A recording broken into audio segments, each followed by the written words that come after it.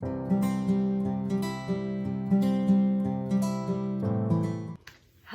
and welcome to day 3 of the Embrace Sports Bra Sew Along. I am so glad that you're back today. Today should be an easy day, so if yesterday felt like a lot for you, today should feel smooth sailing. We are only sewing the side seams of the bra and the shoulder seams, so just those seams. If you want to skip around to which version of the bra that you made, I show the side seams for the layered back as well as for if you're just doing only a Racerback or only a U-back. It's the exact same process. I just wanted to show it so you can see the way it would look on the bra that you're making. The only difference is on the shoulder seams. I did not show on the video trimming on the single bra. I didn't show how I trimmed it, but I do show that on the layered. So if you are making the simple Racerback or the simple U-back, make sure that after you sew your shoulder seams, you skip ahead and see how I trimmed them at the very, very end of the video. I think it's super important so that you don't have a bulky seam on your shoulders. Let's get into sewing the bra now.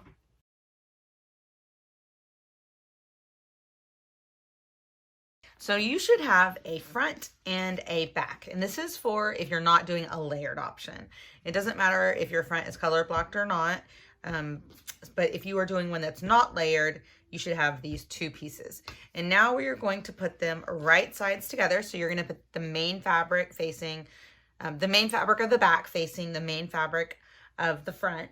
And then you're going to line them up at the side seams. So to sew your side seam, you're going to open this up, open the seam up, and then open this one up. And then you're going to line your main fabric up with the main fabric, and then the lining up with the lining. So I'll get some clips to kind of show you. So you're gonna have your front and back that look like this, and you're just opening that up so you can put the right sides together. So you're gonna take the right side. So if you lay it out flat like this, you're taking, so if you separate your main and your lining like this on both sides, you separate them and then you just put them together. So it's a little different than if you just put things right side together and you sew, and I mean, you could technically do that, but then you're gonna have the seam, instead of just putting them right sides together and sewing them, you're opening this up and only sewing the right side of the main to the right side of the main, and the right side of the lining to the right side of the lining. So we're gonna go and sew these with the stretch stitch. So if I lay it down flat right now, it looks like this. So my lining is clipped up to this main, and this is the side seam. Okay, I just got back from the machine and I sewed the side seams. And now I'm just going to turn the lining to the inside and the main out and show you that seam. So this is what that seam should look like. I'll turn it back inside out just so you could see.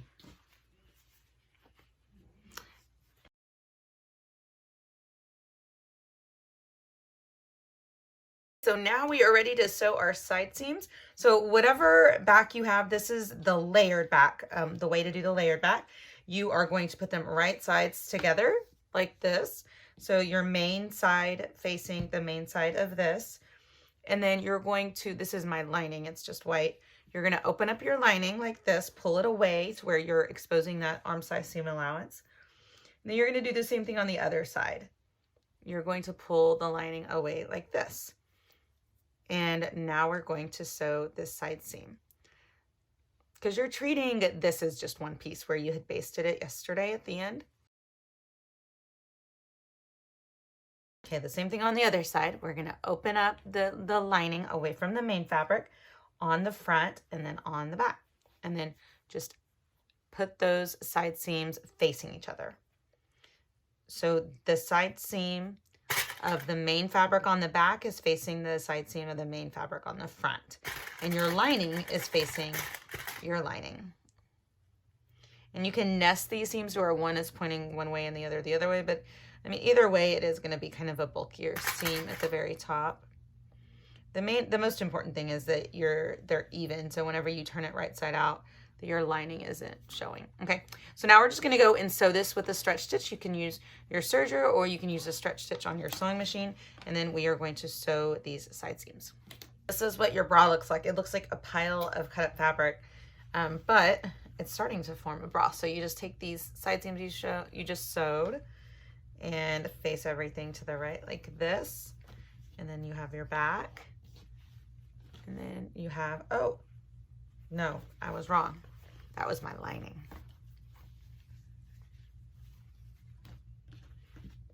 So this is my back, and this is my front. And now we can work on the shoulder seams.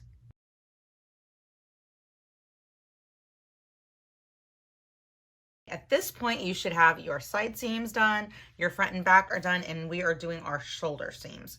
So I'm going to take my Racerback, and I'm going to just make this flat, and I'm going to then take the front piece and wrap it around it. So this is what that looks like. So whenever you turn it right side out, it's going to look like that. So we're going to sew across here. I'm going to sew it with the 3/8 inch seam allowance. I've already checked fit on this, but you might later on, after we put our band on the bottom, try it on again and see if you need to take more off of the bra at that point. So I'm going to do the same thing to the other side. I'm just going to take this flat and then wrap the right side of the front around the back. Okay, I'm going to go sew both of these. So I did a quick seam right here, and so whenever I wrapped it around it, you can see I wrapped it to where the front is facing the front and the lining is facing the lining.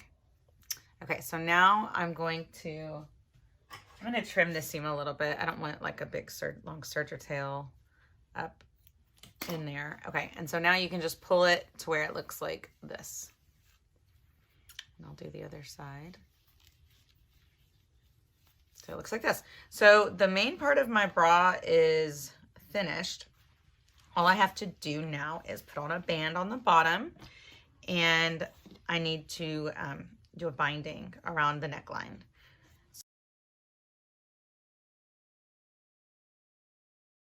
And now we are doing our straps for our shoulder seams, and we're just going to overlap these. So now the Racerback and the U-back should overlap like 3/8 of an inch. So it's gonna look like this on this side, and then here's the other side. You need to have 3/8 inch extra hanging off right here so that when you go to bind this Racerback on the back, that you have room right here. And then you also really don't want a bulky seam allowance here. So I just kind of like to put this seam allowance just next to the seam allowance right here. Put a clip there, and you can baste them so that whenever you sew it to the whenever you sew it to the front, that it's not like shifting around and you end up having it shoved over. And then you can baste across the top, right?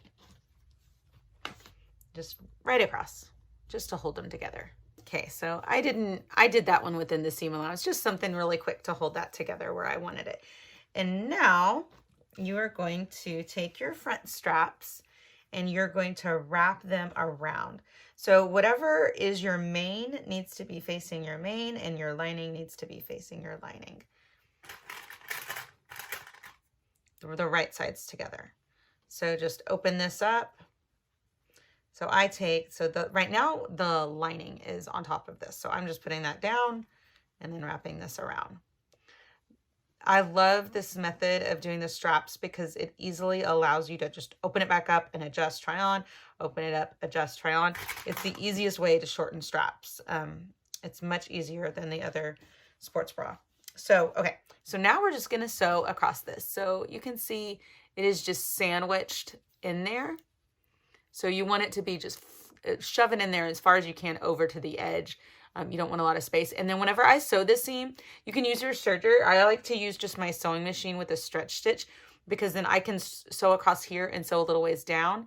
and that gives me the ability to trim this seam allowance. If you serge, you can't really trim the seam allowance, but if you use a stretch stitch on your sewing machine, you can. So it's just up to you what you want to do here. If you don't know how much you need to remove from it, you might want to just quickly serge, try it on, and then your last time, where it's the final one, you use that stretch stitch on your sewing machine to get the clear corner that you can trim off. Okay, so I'm going to go sew this down right here, and then I'll show you that again. Okay, this is what my straps look like right now with them wrapped around. And all you do at this point to make them to go the right side is to shove that seam allowance inside like this. And then now you should have, this is the U-back that's poking out, this white right here, and then this is the Racerback right here. And then try it on, and then if you need to cut more, then you just reopen that up. And don't do your binding until you put your cups in, you have ensured your strap length, oh, and that you've put your bottom band on. You want everything completely done until you do that. Another thing I wanted to show you is once you're happy with your strap length, to go across this with a stretch stitch like this so that you have this clear seam allowance, and then trim off that corner like that. It'll make it not so bulky. And do that on both. And so I use a stretch stitch, a triple straight stretch across here, and then I went down a little bit just so that since I'm clipping off some serged edges. Okay, so now I am ready to pull this to the right side again. I'm gonna have to remove some of my cut threads and remove basting stitches and all that. And here is what that looks like. I'll show you my back. So the back looks like this right now, and the front looks like this. You have your side seams sewn. I haven't removed my basting stitches there. I'm going to do that now. And remove all your basting stitches before you put on your bottom band. And if you want, if it's going to make it easier for your bottom band, you can go ahead and baste all these layers together on the bottom. Just put the raw edges next to each other, and that way they're not sliding as much around whenever you do the bottom band part. Okay, you're done with today's